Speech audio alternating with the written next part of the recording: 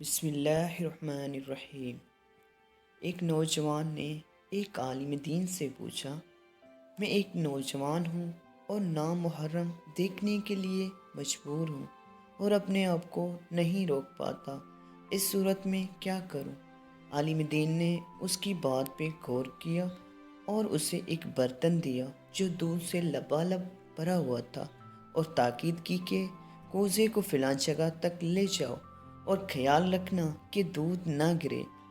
پھر کہا، میں خود بھی ساتھ چلتا ہوں، اگر تم سے دودھ گرا تو میں سب لوگوں کے سامنے وہی تمہیں اس چھڑی سے ماروں گا۔